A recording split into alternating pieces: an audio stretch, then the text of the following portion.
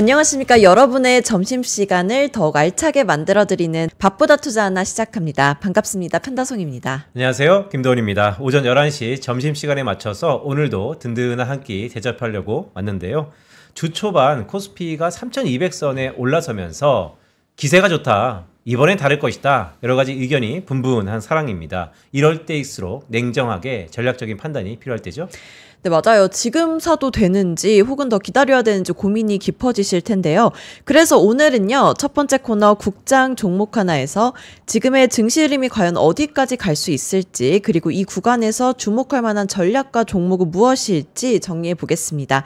타짜 김대현 지점장님과 함께합니다. 어서 오세요. 어서 오세요. 안녕하십니까. 네.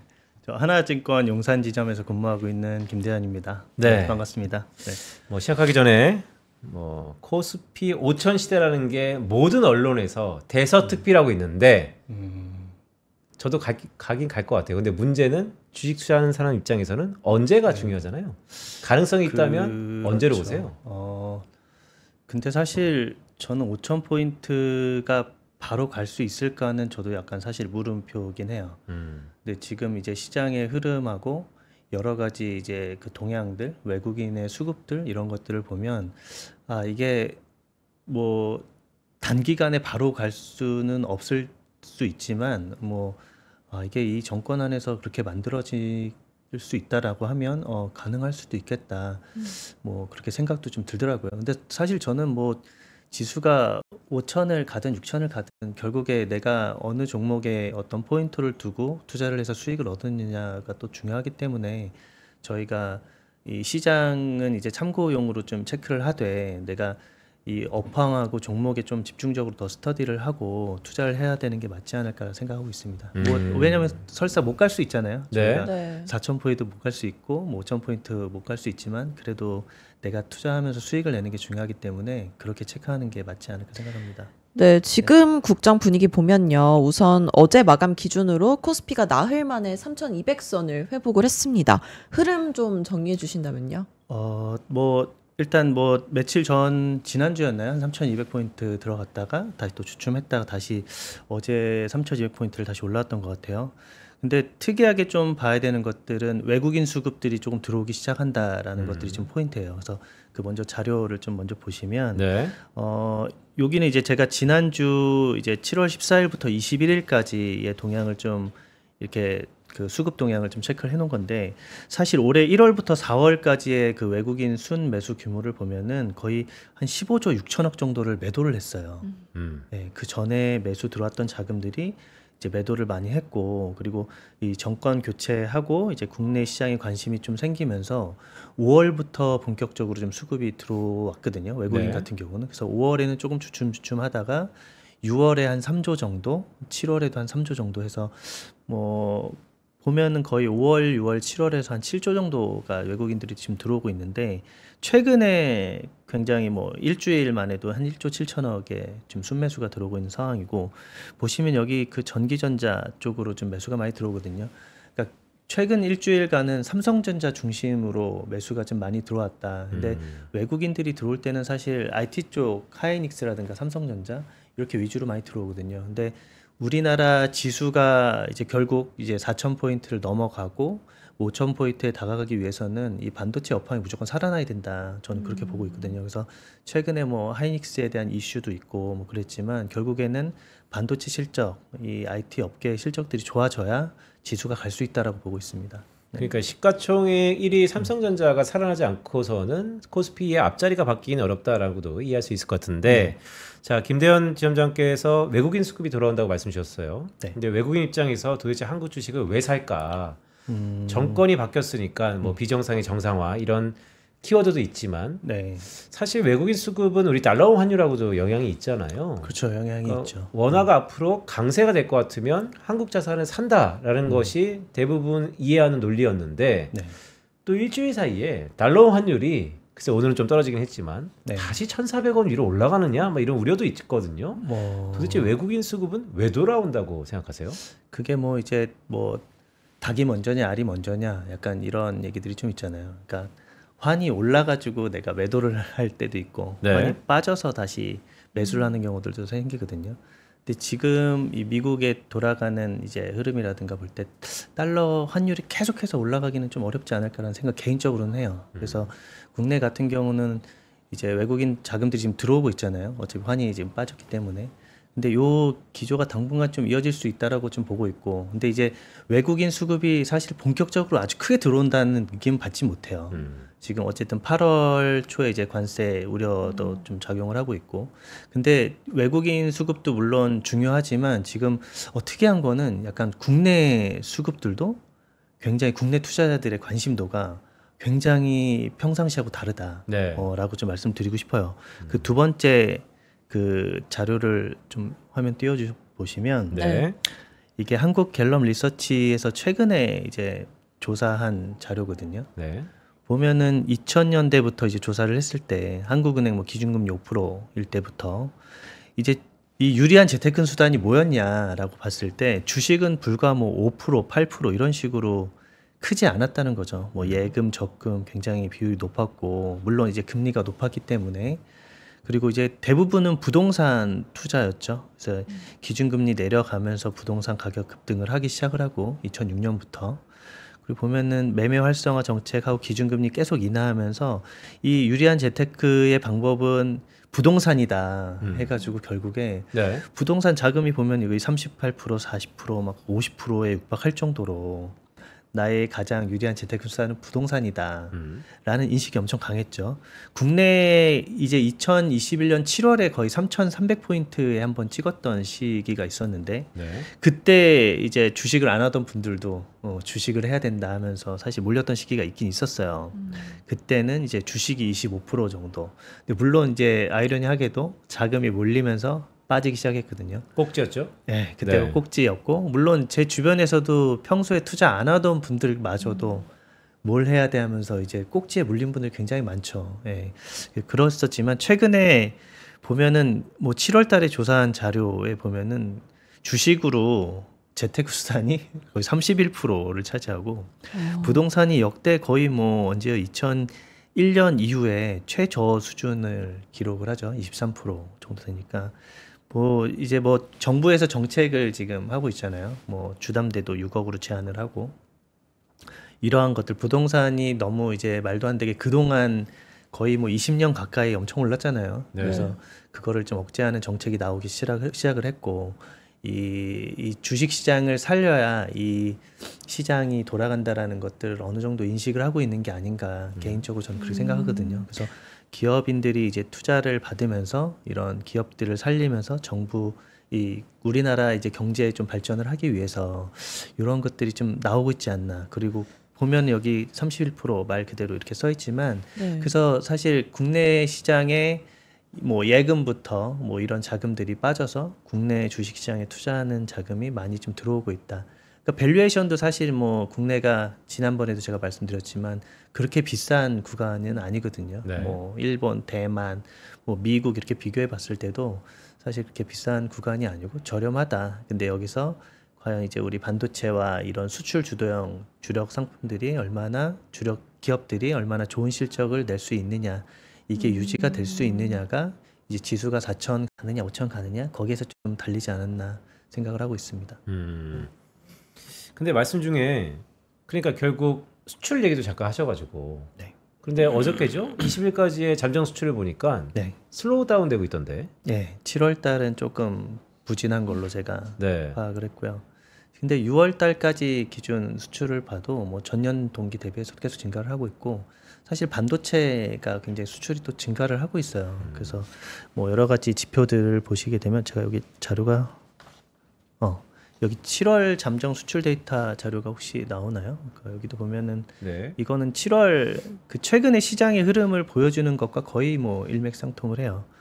보면 7월의 잠정 데이터인데, 뭐 여기 보면은 조선 선박, 뭐 변압기 대형, 기타 피팅, 뭐 중대형 변압기, 뭐 아이스크림 가유는 뭐 여름이니까 더 그럴 수도 있고, 네. 뭐 건설, 반도체, 화장품, 이렇게 보면은 지금 시장에서 기존의 주도주라고 했던 이런 종목들, 이런 산업들이 말 그대로 수출 데이터가 계속 증가를 하고 있는 거예요. 그래서 네. 보면은 여기 뭐 2차 전지 관련된 업황들은 이게 보면 수출 데이터가 굉장히 안 좋게 나오고 있죠. 네, 이런 상황들을 볼 때도 저희가 좀 이런 수출 주도형 국가들이 그러니까 기업들이 얼마나 또 좋은 실적을 낼 수 있느냐 이게 포인트인 것 같고 그 기존의 주요 수급 동향만을 보더라도 최근의 시장 흐름을 많이 볼 수가 있거든요. 이게 외국인 수급 동향 지난 일주일간의 수급 동향을 보더라도 이제 하이닉스 같은 경우는 차익 실현을 좀 많이 했고 그리고 이제 삼성전자를 순매수를 집중적으로 거의 17조 정도 들어왔고 그러니까요. 그런 얘기가 많던데 시장에서 네. 이제는 네. SK하이닉스를 팔고 네. 전자를 들여다봐야 될 때다. 뭐 이런 얘기가 최근에 좀 들리는 것 같아요. 뭐 그런 레포트들도 있고 뭐 물론 당연히 제가 지난주 말씀드린 대로 순환매가 계속 이어지고 있거든요. 그러니까 여기 수급만 봐도 순환매가 굉장히 빠르게 일어나고 있어요. 아, 그래요? 네, 보면은 여기 뭐 기관 같은 경우도 지난주에 하이닉스를 또 엄청 팔기 시작했고 또 많이 빠져 있는 삼성전자는 외국인들이 또 엄청 들어오기 시작했고 그리고 최근에 뭐 이제 고점을 찍고 나서 뭐 반도체, 뭐 방산, 조선, 화장품 이런 업종들이 또 이제 조정을 받았단 말이에요. 근데 조정을 받은 이후에 또다시 반등을 하면서 나갔던 것들은 또 역시나 이 주도주들이 다시 지난주 뭐 어제 뭐 해가지고 또 조선주들이 또 올라왔다가 방산주들이 올랐다가 오늘은 또 오전에 잠깐 화장품이 또 올라왔다가 시장 밀리면서 좀 주춤한 것 같아요.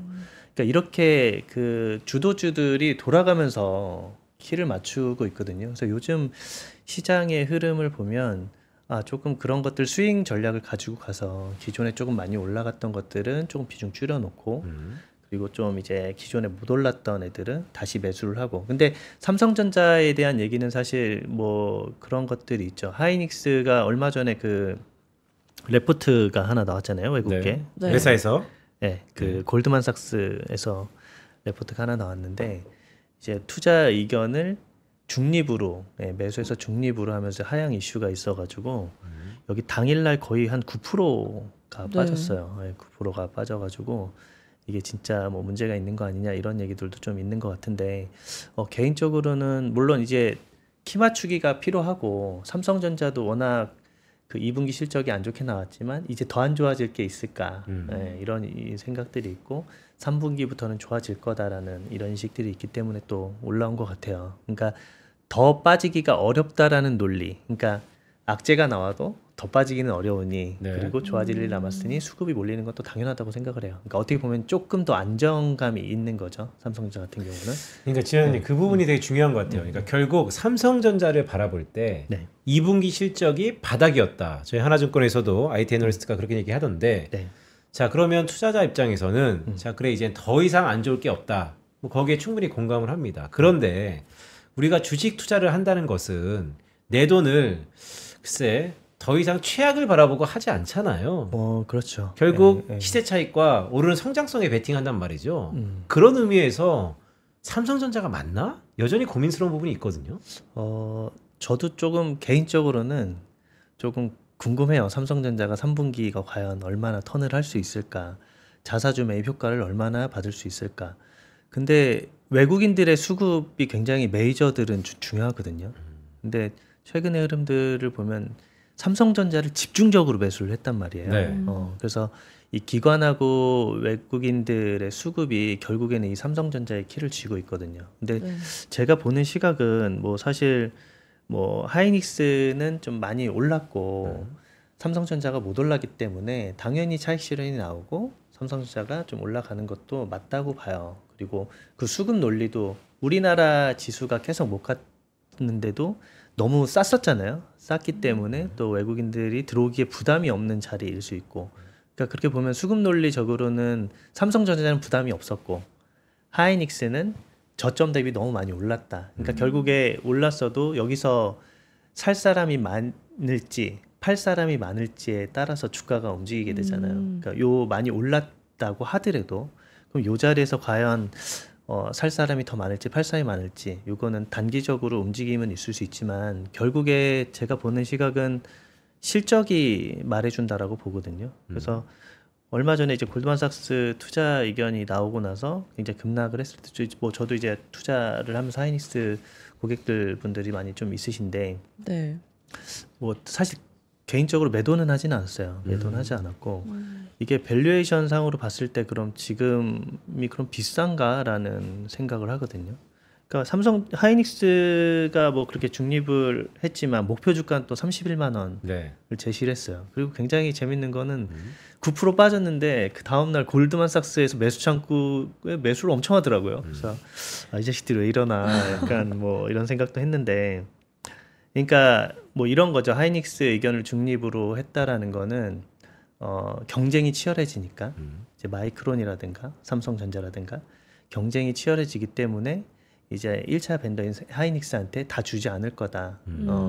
그러면서 단가를 내리기 시작을 할 거다. 논리적으로 당연히 맞는 얘기고. 네. 그러니까 그러면 이제 점유율이 줄어드니까 영업이익률도 줄어들 거다. 2026년부터는 그럴 거다라는 논리거든요. 근데 저도 뭐 그럴 수 있고 맞다고 봐요. 맞다고 보는데, 그럼 과연 이 그 AI 반도체의 그 전체적인 시장이 줄어드느냐라고 봤을 때는 저는 아직 아니라고 보는 거죠. 그러니까 아직은 이 시장 자체 파이가 엄청 커지기 때문에 얘들이 점유율이 조금 줄어들더라도 이익이 나는 것들은 더 늘어날 수 있다라고 좀 보고 있는 시각이에요. 그래서 지금 보면은 올해 지금 하이닉스가 지금 30조 정도? 네. 2분기 실적 24일 날 아마 나올 것 같은데 네.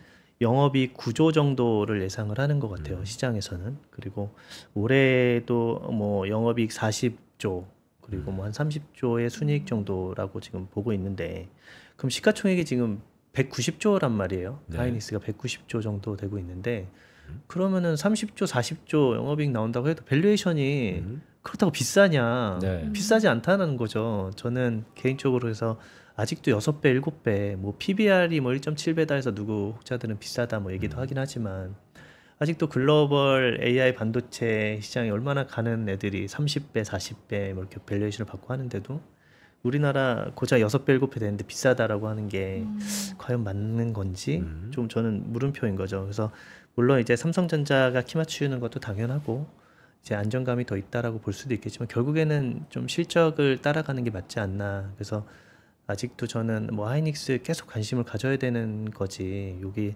내가 뭐 이제 완전 삼성전자로 가야 돼. 뭐 이런 논리는 맞지 않는 것 같고. 물론 저도 삼성전자 네. 투자하고 있고 좋아합니다. 그래서 뭐 두 개 다 관심을 가지고 봐야 되는 거지. 이제 하이닉스는 끝났다 이렇게 보기에는 조금 아직은 좀 시기상조다. 개인적으로 그렇게 생각을 하고 있습니다. 어떻게 들으셨어요? 저는 저희 지점장님이 세상이 완곡하게 말씀 주셨지만 네. 시장에서 있는 삼성전자 그래 더 이상 무너지진 않겠지. 하지만 여전히 저평가 메리트가 있고 돈을 버는 SK 하이닉스에 나는 좀 더 무게를 두고 싶다. 이렇게 좀 들리는데. 뭐 개인적으로 앞으로 이제 삼성전자인데 많이 올라왔잖아요. 네. 많이 올라왔는데 여기서 그럼 어떤 게 더 많이 갈까 지금 시점에서 요거를 좀 따져봐야 되긴 하거든요. 근데 사실 뭐 결과적으로 알 수 없죠.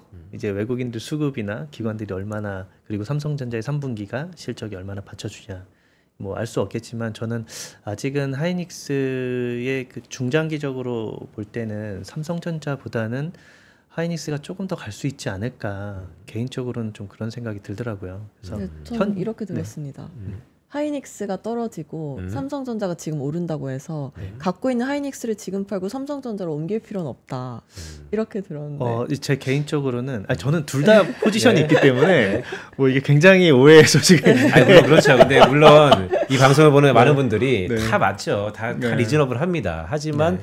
우리 김대현 지점장은 어떻게 생각하는가? 그게 가장 키일 네. 것 같아요. 제가 근데 운용하는 포트폴리오의 기준으로 보면 둘 다 편입은 하고 있지만 삼성전자보다는 하이닉스의 편입 비중이 더 높다.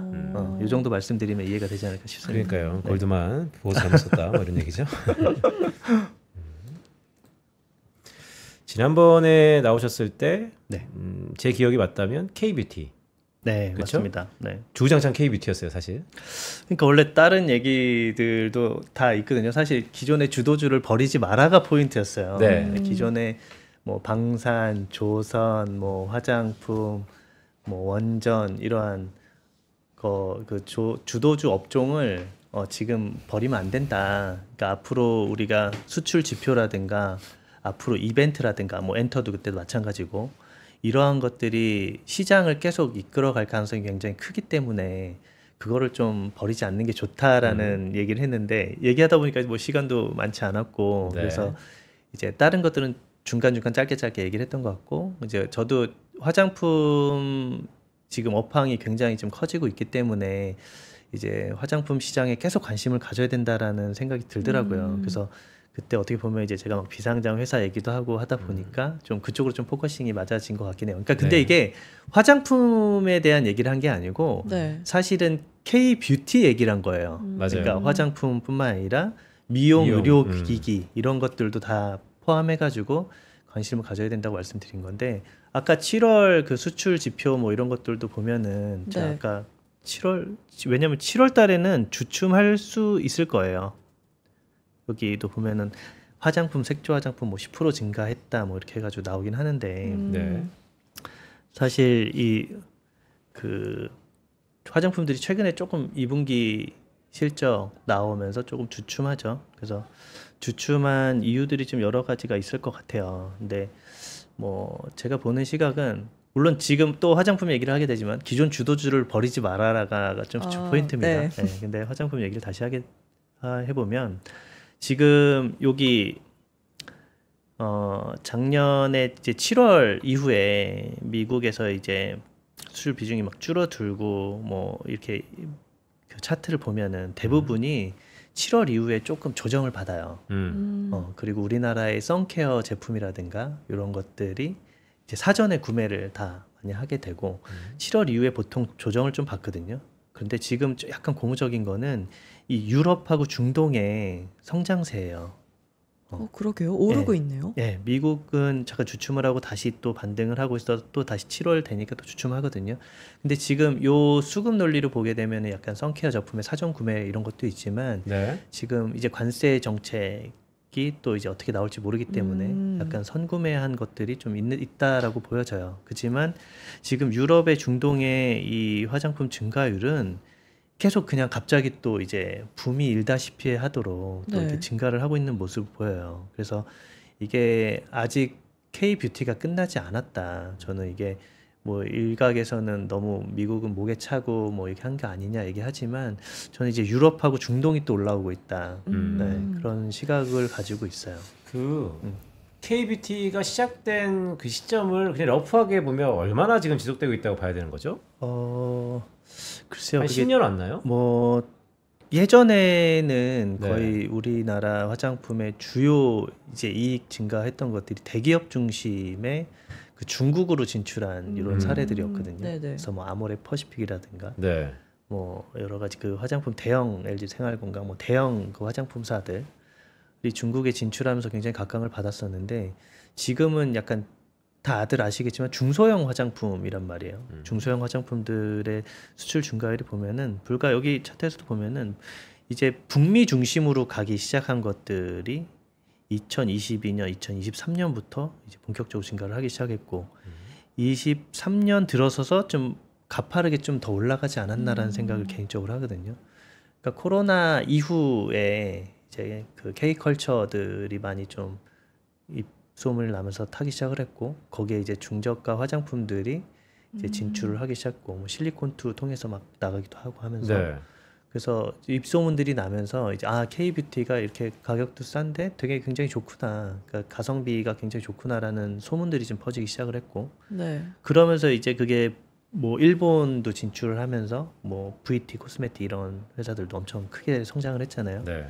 일본, 대만 그리고 북미 시장이 엄청 커졌다는 게 굉장히 주목할 만한 점이었죠. 그리고 이제 그 이제 북미를 넘어서 이제 유럽, 중동 이렇게까지 나간다는 거죠. 그러니까 이제 K-뷰티가 이제 뭐 정말로 좀 붐이 일다시피 하게 가는구나. 그리고 저번에도 제가 이제 뭐 맞아요. 안나성 네네. 아나운서님 뭐 이렇게 하고 했다고 뭐 해서 뭐 농담도 하고 했지만 그런 것들이 굉장히 실제로 많이 팔리고 제품이 좋거든요. 그래서 굉장히 또 싸고 그러다 보니까 뭐 나중에는 뭐 중국에서 비슷한 것들을 또 만들어 가지고 뭐 이렇게 될지 그거는 좀 먼 미래 얘기긴 하지만 뭐 아직은 K-뷰티가 굉장히 좀 주목을 해야 된다. 물론 7월에는 주춤할 수 있을 거예요. 왜냐면 2분기 실적들이 좀 잘 나올 거고 그리고 2분기 실적 이후에 조정이 당연한 거죠. 근데 네. 조정이 당연하지만 낙폭이 좀 과대했을 때는 매수를 하는 것들이 오히려 내가 투자 수익률 측면에서 좋지 않을까. 네. 그러면 그 중소형 화장품주 중에 관심을 갖고 보고 계신 종목이 혹시 있나요?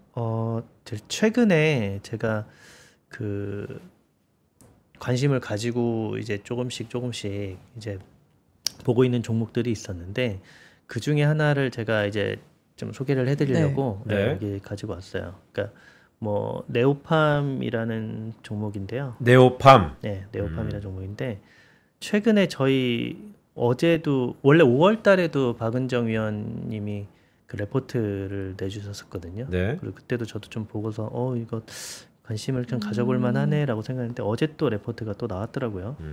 그래서 네오팜이 뭐 차트는 이렇게 보시면은 꾸준하게 조금씩 올라오고 있었는데 제가 왜 네오팜을 또 이렇게 보게 됐냐면 밸류에이션이 굉장히 저렴해요. 네, 그러니까 지금 시가총액이 한 2,576억 어제 기준으로 제가 요거를 그러면 레포트를 한번 박은정 위원님 레포트를 이 브랜드가 그 제로이드 크림 나오는 브랜드 맞나요?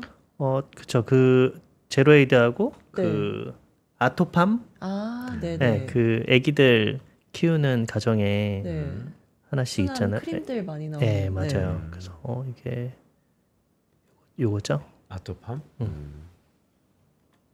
이게 처음에는 피부과에서만 팔다가 네. 하도 인기가 많아지니까 이제 맞아요. 올리브영에서도 팔고. 맞아요. 네. 맞아요. 저희 피부과 집에도 밖에서도. 아토팜 있거든요. 네. 저희 아들이 이제 4학년인데 네. 그 순한 그 뭐라지? 순한 크림이라고 네네. 인식이 굉장히 있어요. 아이들한테 굉장히 좋다. 순하기 때문에. 그래서 제가 잘 몰라서 여쭈는데 예전에 광고 중에 네. 화장품 순해가지고 막 먹기도 했잖아요. 네. 이거 먹어도 되는 건가?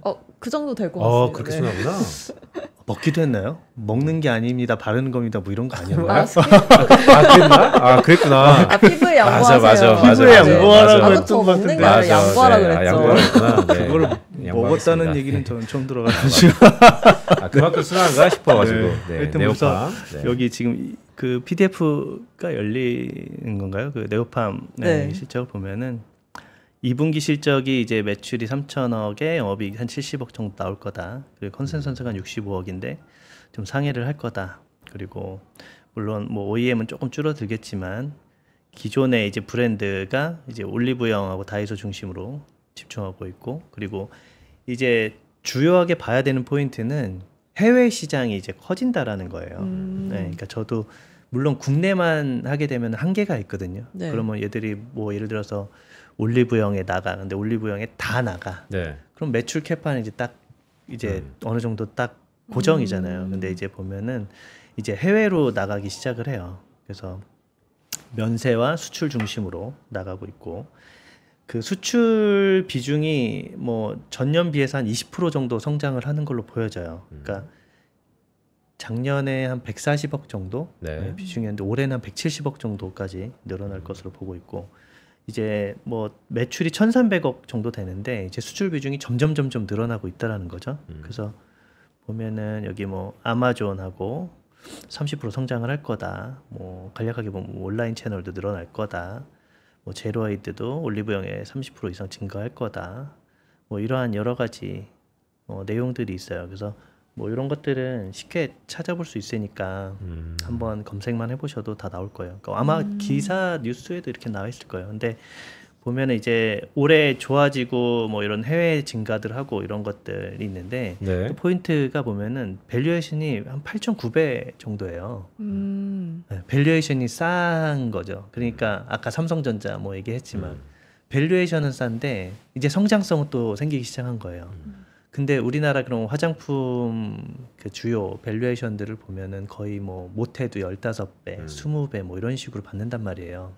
근데 아직 밸류에이션 싸고 근데 특이하게 현금이 1,300억이나 있다. 그럼 시가총액이 지금 2,600억 정도 하는데 뭐 보유현금도 현금 왜 이렇게 많아요? 글쎄요, 뭐 이게 회사 뭐 돈을 많이 버나? 본인들의 뭐 전략이겠지만 하여튼 지금 이거를 어떤 투자로 또 활용을 나중에 하겠지만 그러니까요. 보유현금도 굉장히 많고 이 뭐 북미의 입점 지금 뭐 아마존부터 해가지고 입점을 코스트코 입점 또 시작하게 되고 근데 이제 화장품이라는 거는 처음에 내가 조금 들어갔다가 어느 순간 유행을 타고 흐름을 타기 시작하면은 기하급수적으로 갑자기 늘어나요.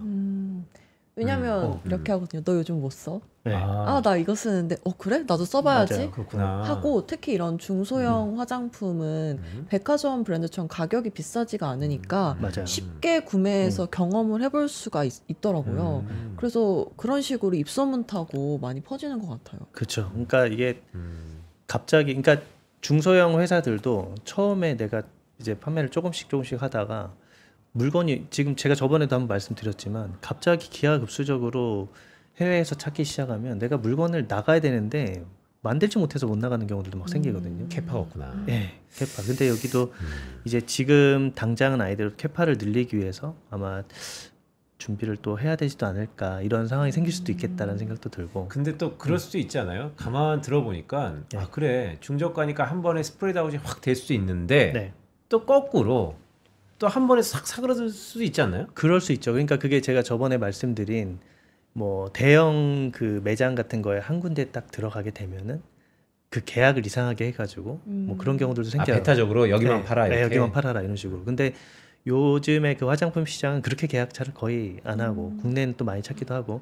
근데 제가 조금 안정적이라고 보는 것들은 요 아토팜이라든가 국내에서 이미 인정을 받고 그 유지된 기간이 상당한 기간 유지가 됐어요. 그러니까 실적이 굉장히 뭐 조금 있다가 확 늘어나는 이런 상황이 아니고 꾸준하게 매출이 증가를 했단 말이에요. 그러니까 연간으로도 뭐 10%, 15%, 17% 이런 식으로 계속 증가를 했어요. 그러니까 어느 정도 인정을 이제 받은 거죠. 국내 소비자들한테도 인정을 받았고 이제 해외 소비자들한테 인정을 받을 타임이 지금 이제 오고 있다.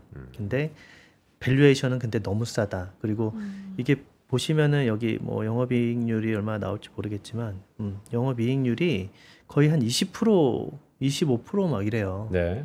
그러니까 매출 대비해서도 영업이익률이 굉장히 높은 거죠. 근데 일반적인 ODM 이런 업체들 보면은 거의 뭐 10%대, 11%대 뭐 이런 식으로 될 거고 많이 안 나오는 그 대형사 뭐 아모레 퍼시픽이라든가 이런 대형사들은 한 6에서 7% 막 이러게 돼요.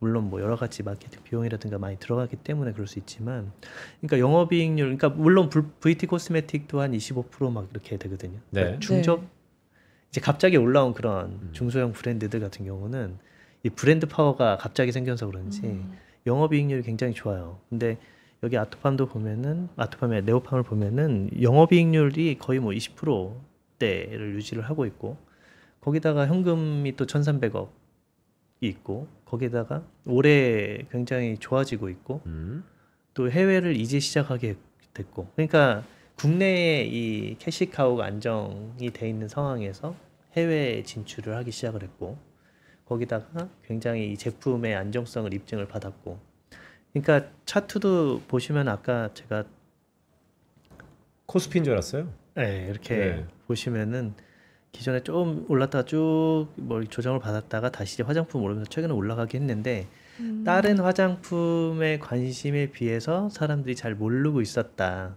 개인적인 느낌은. 네, 그래서 요게 보면은 기관들 수급이고요. 요거는 외국인 수급이거든요. 여기 회색 부분은 외국인들은 그냥 꾸준히 사고 있었던 거예요. 꾸준히 사고 있었고 기관들은 계속 차익 실현하고 뭐 팔고 지쳤겠죠. 못 오르고 막 하니까 하다가 최근에 이제 다시 관심을 갖고 어제는 외국인 기관 동시 순매수가 들어왔던 걸로 제가 봤어요. 그래서 그리고 레포트가 저희 박은정 위원님뿐만 아니라 메리츠에서도 또 나오고 네. 최근 들어서 많이 나오더라고요. 네, 최근에 또 나오더라고요. 그래서 이제 기관들도 좀 관심을 갖고 보고 있구나. 근데 아까 업종 순환매 하면서 이런 것들 말씀을 드렸지만 기존에 그러면 좀 내가 여기서 사기는 부담스러워. 근데 그럼 더 밑에서 싼 애들 중에 좋은 애들 뭐가 있을까 해가지고 자금이 계속 돈다고 말씀드렸잖아요. 네. 요즘에. 그러니까 그것들도 이제 기관들이 이제 좀 저렴한데 성장성 이런 회사가 있었어 하고 이제 좋아지는구나 실적들이 더 증가를 하는구나 이런 식으로 보면서 이런 회사에 또 관심을 가질 수도 있다라는 거죠. 어쨌든 요 산업의 업황이 커지고 있기 때문에 그래서 저도 이게 좀 관심이 가길래 이런 것도 한번 뭐 소개를 해드리면 좀 좋을 것 같다. 물론 레포트들도 나와 있고 해서 공부를 한번 해보시면 좋지 않을까라는 생각이 좀 들었습니다. 네. 근데 혹시 이익률 하락 리스크로 고려해볼 만한 요인이 있을까요? 그러니까 이게 이익률이 떨어진다는 건 경쟁사들이 많이 들어온다거나 네. 이제 원재료 가격이 올라간다든가 뭐 이런 요인들이 생길 수 있겠죠. 근데 제가 개인적으로 좀 물론 영업이익률이 조금씩 줄어들고 있긴 했었거든요. 네. 근데 아까 말씀드린 대로 전체 캐파가 좀 커지다 보니까 이제 매출하고 수익성이 좀 증가하고 있는, 물론 이제 해외 진출하게 되면 관세 영향이라든가 이런 것들도 있고 해서 이익률이 줄어들 수도 있을 것 같은데, 저는 이미 요 엄마들 사이에서도 아토팜 이미 다 입소문이 나 있고 사람들이 곽강을 받고 인정을 받은 상품이기 때문에. 아토팜. 네. 그거 모르면 애들 키우는 건 아니구나. 그렇죠? 저희 집엔 있더라고요. 네. 저희도 있습니다.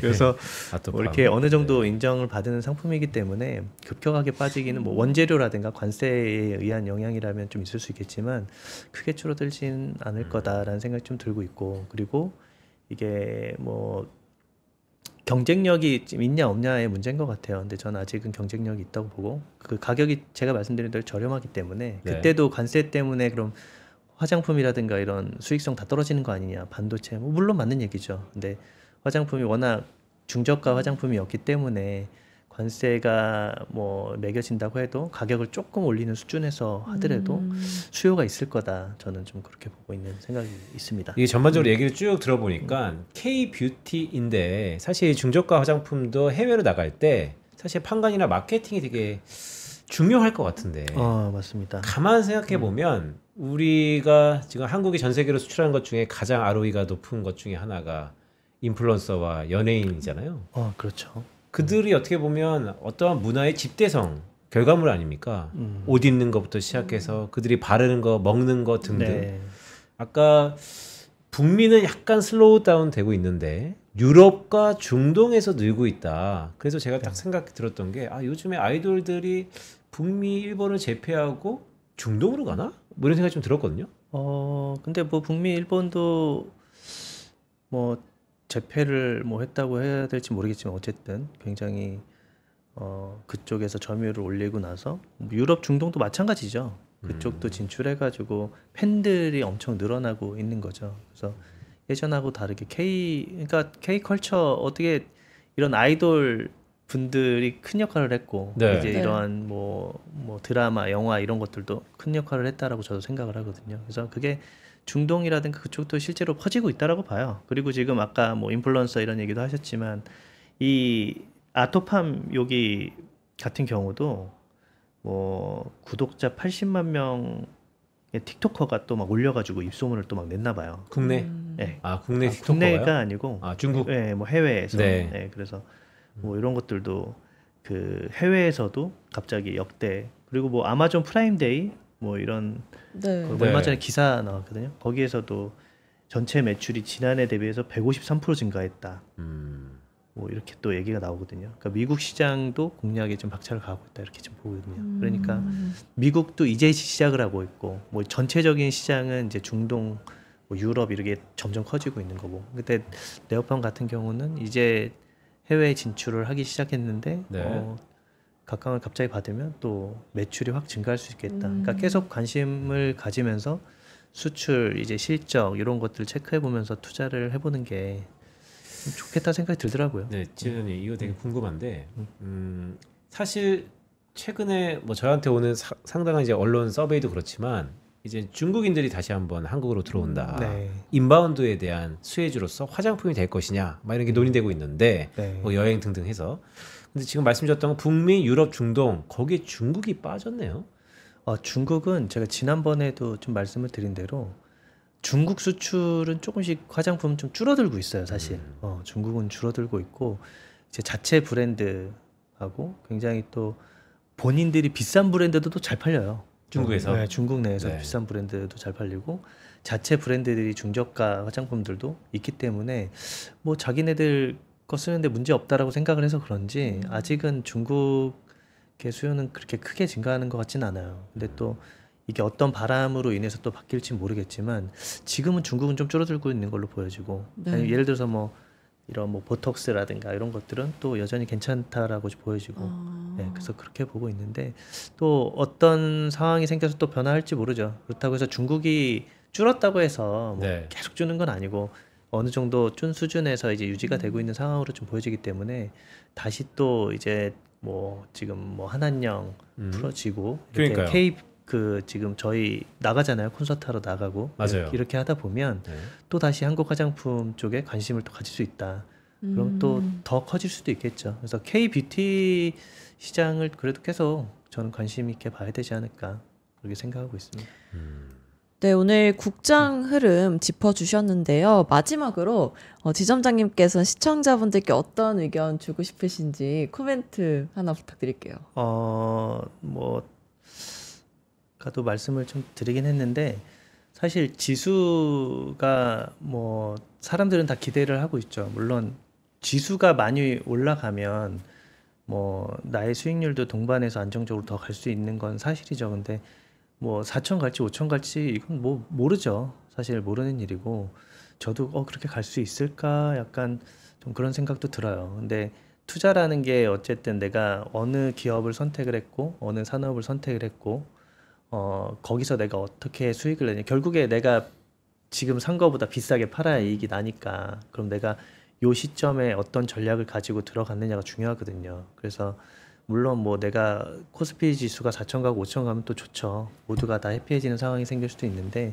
결국에 내가 지금 이 산업이 흘러가는 것들을 체크하고 그리고 주요한 종목들이 어떤 것들이 있을까 체크하면서 공부를 해서 이제 그렇게 같이 가다 보면 좀 좋은 성과가 있지 않을까 생각을 해요. 그래서 저도 이제 계속해서 뭐 좋은 업황이라든가 뭐 좋은 종목들이 나오면은 말씀을 드리겠지만 같이 공부하면서 이제 추적을 하는 거죠. 그 회사에 대해서 추적하면서 그렇게 투자하시기를 좀 권해 드리고 싶습니다. 네. 알겠습니다. 자, 오늘 김대현 지점장 나오셔가지고 이 얘기가 뇌리에 박히네요. 사실 지수야 뭐 3천, 4천, 5천 뭐 한 100년 뒤에는 망가 있겠죠. 뭐 네, 그런 그럴 수 지수보다 훨씬 더 중요한 것은 지금 성장하는 어느 업종, 어느 종목을 우리가 지금 보고 있느냐, 지금 관심 있게 공부하고 있느냐가 가장 중요하다라는 말씀을 주셨습니다.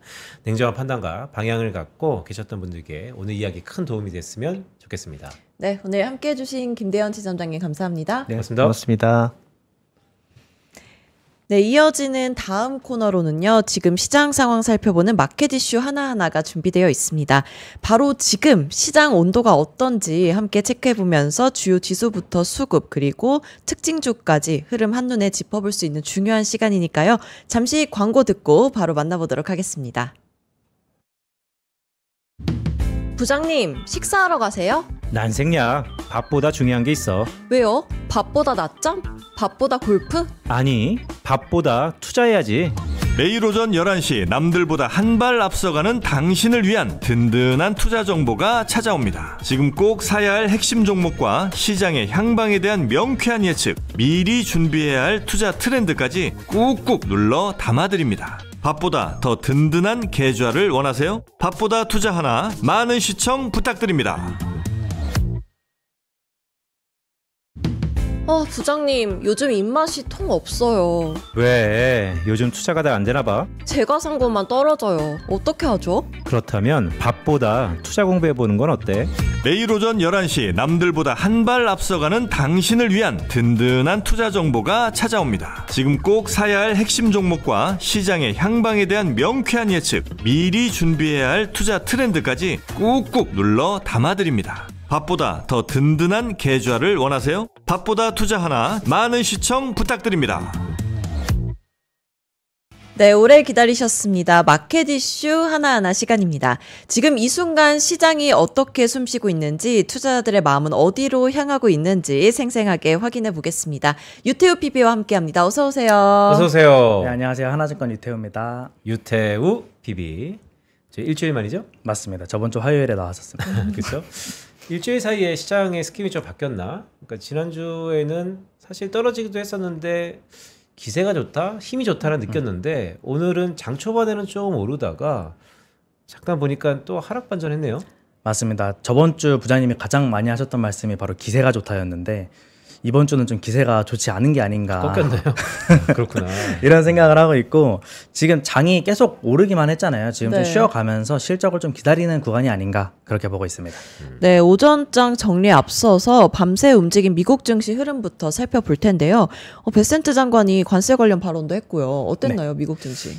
미국 증시 제가 화면을 좀 준비를 해왔는데요. 짧게 4줄로 가져와 봤습니다. 4줄이요. 일단 관세 협상 관련 긍정적 소식에 힘입어서 S&P 500과 나스닥이 상승을 하였고요. S&P 500은 6,300선을 넘기면서 사상 최고치를 또 경신을 했습니다. 조금 오르긴 했지만요. 그리고 10월 회담에서 미중 정상이 만날 수 있다고 하면서 양국 실무자들이 지금 그걸 검토 중이다. 그러니까 협상의 여지가 아직 좀 더 있다 하면서 좀 관세 관련돼서 긍정적인 소식이 나왔고요. 네. 말씀하신 대로 베센트 장관이 협상은 그 시한보다 어떻게 협상의 내용이 체결이 되는지 그 내용이 더 중요하다면서 관세 일정이 조정될 수 있는 듯한 발언을 해줬습니다. 그러면서 좀 주식시장에서도 이를 좀 긍정적으로 받아들이면서 주가가 좋았던 게 아닌가 합니다. 네, 간밤에는 미국 재무장관이죠. 베센트 장관이 결국 기간 시간보다는 퀄리티 미국에서 이롭게 하겠다라는 것이 우리 시장으로 하여금 약간 여유 있게 관세를 조정하겠구나, 아니면 협상도 조금은 늘어질 수 있는데 그것이 긍정적으로 해석될 수 있겠구나 라는 쪽으로 움직였는데, 자, 미국은 베센트 장관이 그렇다고 치고 네. 우리 증시는 갑자기 글쎄요, 수급이 꼬였나? 하락하는 것 같아요. 네, 이게 장 초반에 상승을 하면서 그 연중 최고치를 갱신을 하기도 했는데요. 지금 화면 잠깐 같이 보면서 말씀드리자면 지금 0.5% 정도 하락하면서 코스피 지수는 보여주고 있고 바닥에서 벗어나지 못하는 모습입니다. 제가 여기 들어오길 준비할 때만 해도 그 10시 45분부터 좀 반등을 해줬어가지고 시장 좀 괜찮나? 역시 제가 등장하기 전에 주가가 좀 오르나? 이런 생각을 했는데 네. 어김없이 떨어졌고요. 그리고 코스닥도 마찬가지로 조금 상승하는 반전을 하는 듯 하더니 내려왔습니다. 그 이유는 바로 외국인 자금 이탈 때문인데요. 여기 보시면은 외국인 자금이 좀 많이 이탈하는 모습을 볼 수 있겠고, 네. 지금 금액 기준으로는 한 8,700억 정도? 아니, 8,700억 정도? 9,000원 넘게 네. 나가고 있는 걸 볼 수 있고, 기관은 딱히 그렇게 움직임을 크게 보여주는 모습은 아닙니다. 오히려 떨어지는 거를 개인들만 받아주면서 좀 장이 좀 재미가 없다. 그렇게 보셔도 좋겠습니다. 그러니까 전반적으로 글쎄요, 한 2주간부터 기간 조정 장이 아니냐. 그러니까 이런 기간 조정 장에는 사실 오늘 좀 전에 김대현 지점장께서 뭐 순환매 얘기도 하셨지만 맞습니다. 키 맞추기 순환매들이 빠르게 움직이고 있잖아요. 오늘의 특징주는 어떤 게 있죠? 오늘의 특징주 거래대금 순으로 제가 살짝 오늘 많이 거래되는 것들이 뭐가 있나 준비를 해봤는데요. 1등은 두산 에너빌리티고 좀 조정을 거치고 있습니다. 마이너스 5% 정도 하락하고 있는데 지금 추세상으로는 그렇게 크게 하락하는 정도는 아니라서 그게 걱정할 수준은 아니다, 이렇게 보고 있고요. 그리고 특징주로는 YG 플러스가 오늘 좀 크게 상승을 하고 있는데, 오, YG. 예, YG 플러스가 지금 K-팝 데몬 헌터스가 넷플릭스에서 굉장히 흥행을 네. 하고 있잖아요. 그리고 OST가 빌보드 4위까지 올라갔다고 합니다. 그러면서 YG 플러스가 넷플릭스와 그 한국 컨텐츠에 대해서 OST 유통 관련한 계약을 체결했다는 소식에 지금 20% 정도 상승을 하고 있습니다. 넷플릭스의 힘이구나. 그렇습니다. 네. 넷플릭스 관련된 힘이고, 그리고 BH 같은 경우는 아이폰 폴더블 관련돼서 부품 공급 기대감이 커지면서 상승을 하고 있고요. 그리고 현대 힘스도 매각 절차에 들어가는데 M&A 시장에 올라왔거든요. 근데 이 흥행을 할 것 같다, 기관들 수요가 되게 좋다 하는 소식에 상승을 하다가 지금 살짝 내려와 있습니다. 그리고 다른 특징주들은 휴메딕스가 좀 오르고 있는데, 휴메딕스가 필러 관련된 회사거든요. 그래서 네. 필러 전반적으로 미용 쪽 괜찮고, 그리고 밑에 LNC 바이오가 바로 휴메딕스의 스킨 부스터를 최근에 출시해서 공급하고 있는 회사입니다. 그래서 네. 둘이 같이 동반 상승하는 모습을 보일 수 있겠고요. 나머지 종목으로는 뭐 리튬, 최근에 중국이 리튬 감산을 얘기하면서 리튬 관련된 주가들이 굉장히 좋았죠. 그래서 지금 리튬이 지금 다시 저렇게 점상하는 거예요? 계속 지금 오르고 있습니다. 그러니까 오늘 전반적으로 특징주들을 보니까 어떤 한 섹터에 특징적으로 움직이는 게 아니고 약간 산발적으로 분산돼 있다는 느낌을 좀 받는데. 맞습니다. 어떤 섹터가 주도적으로 올라간다기보다는 좀 개별주들의 뉴스에 따라서 움직이는 모습을 많이 보여주고 있고요. 네. 그 이유는 아마 제가 생각하기로는 외국인과 기관 자금이 딱히 매수세를 보여주고 있지 않기 때문에 외국인과 기관 자금이 보통 섹터에 펀드 형식으로 쏟아붓는다던가 그런 식의 투자를 많이 들어오거든요. 근데 그런 움직임이 없어서 개별주들만 반응하고 있는 게 아닌가 합니다. 네, 그럼 아시아 증시 흐름도 간단하게 보고 가겠습니다. 중국과 일본 시장 지금 상황 어떤가요? 일본 시장은 0.19% 상승하고 있어서 강보합으로 볼 수 있겠고 상해 종합은 살짝 떨어져서 약보합 상태입니다. 일본과 중국 지수에 관련돼서 잠깐 말씀드리자면은 일본은 참의원 선거가 끝나고 나서 자민당이 과반수 의석 확보를 실패를 했고요. 그러면서 정치 불확실성이 커졌습니다. 정치 불확실성이 커지게 되면 외국인 자금이 들어오는 데에 좀 걸림돌이 되거든요. 우리나라도 겪었다시피 대통령이 공석이 되면서 정치 불확실성 확대되면서 외국인 자금들이 완전 들어오지 않는 상황이었잖아요. 오히려 빠져나가는 상황이었고 그래서 일본 증시가 좀 주춤할 거다 이런 뷰들이 많이 보이고 있고 그러면서 아시아 증시에서 지금 일본을 대체할 수 있는 한국장이 그래요? 대안으로 떠오르지 않을까 그런 말도 있습니다. 뭐 어떻게 될지 모르겠지만요. 유태우 PB가 얘기하는 건 그러니까 일본의 참의원 선거 이후에 그러니까 극우 세력들이 꽤 시세를 높였죠. 그러니까 점유율을 높였는데 일본의 극우가 사실 2차 세계대전 이후에 미국에 대한 반한 그 감정 더 나아가서 미국 국채를 가장 많이 들고 있는 게 일본인데 일본이 미국 국채를 팔 수 있을 것 같다. 이게 금리 상승으로 이어지면서 또 반대국부에 있는 대체제로서 맞습니다. 한국이 부상할 수 있을 것 같다. 라는 바람? 그렇죠. 일본 대신 한국. 갈 것. 그리고 네. 중국 같은 경우는 4월 달 그 중국의 기금 투자가 발표가 되었는데요. 네. 정확한 이름은 제가 기억을 못했는데 거기서 4월에 그 중국 장을 어마어마하게 매수를 한 게 확인이 됐습니다. 그래서 지금 그 기대감에 최근에 주가 상승이 어제도 그렇고 좀 있었고요. 오늘은 조금 쉬어가는 모습입니다.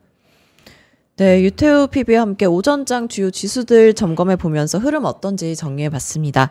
자, 그럼 이제 오후 투자 전략 저희 짜봐야 되잖아요. 맞습니다. 네, 오후에 중요하게 짚고 넘어가야 될 사항들 있을까요? 일단 오늘 뉴스부터 빠르게 말씀을 드리자면은 오늘부터 대한조선이 공모 청약에 들어갑니다. 네, 대한조선이 KHI 그룹의 중견 조선사인데요. 이틀 동안 청약이 진행되고 제가 자료화면을 좀 준비를 해왔는데 작년 당기순이익을 1,700억을 냈더라고요. 그래서 지금 시가총액이 2조 원 정도니까 PER로 따지면 11배에서 12배 정도 된다. 근데 지금 조선업이 최근에 굉장히 상승을 많이 했지 않았습니까? 그래서 지금 피어그룹이 20배가 넘는 PER을 보여주고 있는데 그래서 대한조선의 공모가가 5만 원이면 한 10만 원 정도까지는 무난하게 볼 수 있지 않을까. 10만 원 미만에 사고 10만 원 이상에 파는 트레이드가 괜찮을 것 같다. 나중에 상장이 된다면요. 그리고 LG AI가 엑사원 4.0을 발표를 했는데요. 오늘 마곡에서 토크 콘서트를 개최를 합니다. 그러면서 여기서 이제 상세한 내용을 발표를 할 텐데요. 엑사원 관련된 지표들이 굉장히 좋은 걸 알고 있습니다. 글로벌에서 상위 정도의 점수를 뽑아낸 걸로 알고 있고요. 그래서 LG가 AI도 하고 이제 로봇도 하고 자동차 전장도 하고 그러고 있기 때문에 LG그룹 자체의 PER을 좀 상향할 여지도 있다. 테슬라가 자동차 기업이 아니라 AI 소프트웨어 기업이기 때문에 이 정도 PER도 괜찮다라는 말이 많이 나왔었잖아요. 그것처럼 LG도 그런 논리가 적용될 수 있겠고 엑사원이 벌써 버전이 4.0까지 갔어요. 예, 맞습니다. 이게 LG그룹이 어떻게 보면 서버링 AI에서 LLM 모형이죠? 예, 모델이죠? 저걸 갖고 LG그룹을 좀 더 효율성을 높이겠다? 그렇죠. LLM과 더불어서 추론 AI라 그래서 그 두 가지를 병합한 하이브리드, 국내 첫 하이브리드 AI인데요. 추론까지 가능한 예. 강화학습으로? 그래서 최근에 이 엑사원 4.0이 의사 면허 시험을 통과했다고 합니다. 그거 이외에도 6개 정도 그 전문직 시험들 면허를 통과했다고 하는데요. 나중에는 진짜 AI한테 나 여기가 좀 안 좋은 것 같은데 어떻게 생각해? 물어보면은 진짜 의사보다 더 잘 대답을 해줄 수 있는 AI가 나올 수도 있지 않을까 생각을 하고 있고요. 그리고 오늘 단통법이 폐지됐습니다. 단통법 폐지안이 실행이 되고요. 진짜 오랜만에 폐지된 것 같다. 그쵸? 그렇죠. 단통법이 폐지가 됐고 이것에 가장 첫 번째로 수혜받는 기종이 무엇이냐 하면은 지금 어제까지 사전 예약을 받았던 갤럭시 Z 플립과 Z 폴드 네. 7이 있겠죠. 그리고 그 관련돼서 사실 단독법이 폐지됐으니까 통신사를 사야 되냐 하면은 저는 극구 반대고요. 통신사는 오히려 지원금을 주는 입장이기 때문에 좀 손해를 볼 것 같고 오히려 기기 교체 수요가 많이 발생을 할 것이다. 그래서 부품주를 사면 좋지 않을까 생각합니다. 그래서 바로 내일, 이게 또 내일로 이어지는데요. 네. 도우 인시스라는 주식이 상장됩니다. 이게 폴더블 스마트폰에 적용되는 초박형 강화 유리를 만드는 회사고요. 폴더블 관련된 부품들 시세를 좀 살펴보면 최근에 많이 올랐던 파이넴텍이 12개월 포워드로 30배 정도 들어가 있고 세경 하이테크가 그 유리 필름 만드는 회사인데 걔네가 10배 이상 평가를 받고 있습니다. 그래서 도우 인시스도 지금 공모 기준으로 20배 정도인데 조금 거기서 어떻게 거래되는지 살펴보면 좋겠습니다. 그리고 도우인시스 예, 맞습니다. 적시성 있게 IPO를 한다는 얘기죠? 맞습니다. 지금 한창 폴더블 관련해서 단독법도 그렇고 파이넴텍도 지금 엄청 오르고 있는 와중에 상장되니까 네. 거래가 어떻게 이어지는지도 같이 보면 좋겠습니다.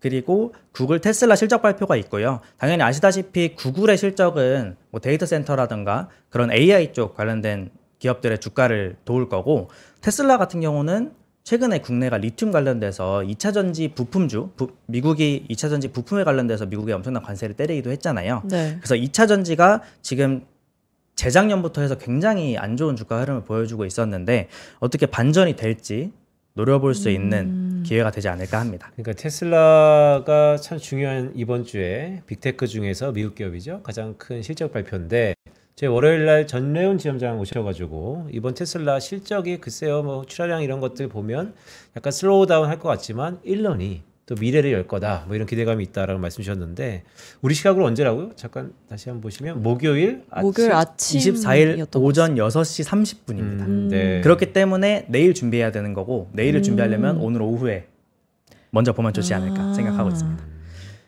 그리고 마지막으로 이제 실적 발표 라인업을 좀 살펴보자면요. 내일 삼성 바이오로직스로 시작해서 저기 끝에 미트박스까지 실적 발표가 예정이 되어 있는데 삼성 바이오로직스는 지금 바이오가 3개 카테고리가 되게 유망하잖아요. 네. ADC, 그리고 CDMO, 그리고 비만 치료제 이 3가지 카테고리가 되게 유망한 카테고리인데 그중에서 CDMO의 대장격인 삼성 바이오로직스의 실적 발표가 임박을 했다. 네. 그러면 실적이 좋으면 같이 동반되어 있는 CDMO 기업들이 상승을 할 수 있겠다고 생각합니다. 그리고 삼성 바이오로직스는 2분기에 5공장이 가동을 하면서 그 비용 관련돼서 이슈가 좀 있는데요. 4공장 가동률이 올라오면서 그 비용을 어느 정도 커버할 것이다. 그래서 실적이 괜찮을 거다라는 네. 뷰가 있는 상황입니다. 삼성 바이오로직스는 실적 개선에 대한 기대감이 있다. 오늘 유태우 PB가 오후장에 바라볼 이벤트들 쭉 제 기억에 남는 것은 일단 단통법. 단통법 그렇죠. 네, 참 오랜만에 폐지된 것 같은데. 그리고 테슬라. 맞습니다. 그렇죠. 그러니까 날이 바뀌어서 목요일 날 새벽에. 또 뭐 기억나세요? 저는 LG요. LG, 네. 넥사운. 네. 넥사운 좋지. 예, 그러니까 그 효율성 등등. LG AI 연구원장이 이번에 장관으로 올라가기도 했거든요. 네. 관리부 장관으로 올라가기도 해서 그쪽 관련돼서 좀 AI 살펴보면 좋지 않을까. 그리고 엑사원이 지금 되게 헤비한 전문가 버전도 있지만 온디바이스 버전도 있습니다. 그래서 LG 가전에 어떻게 접목돼서 아니면은 LG가 로봇에서 굉장히 많이 투자를 하고 있기 때문에 로봇에 어떻게 실어서 AI를 활용을 할 수 있겠느냐까지 보시면 좋겠습니다. 그러니까요. 예전에 뭐 연식이 나오지만 초콜릿폰이라고 있었는데 LG 기억나요. 소녀시대가 네, 광고했던. 다시 한번 리바이벌하면 좋을 것 같다는 생각도 드네요. 자, 오늘 유태우 PB 이 키워드가 될 가능성이 있다는 말씀 주셨고요. 여러분들도 투자에 작은 도움이 되었으면 좋겠습니다. 네, 오늘 함께해 주신 유태우 PB 감사합니다. 고맙습니다. 감사합니다. 네, 시청자 여러분께 많은 도움이 된 밥보다 투자하나 방송됐길 바라면서 오늘은 여기서 마무리하겠습니다. 내일도 든든한 이야기로 돌아오겠습니다. 오전 11시 놓치지 마세요. 고맙습니다.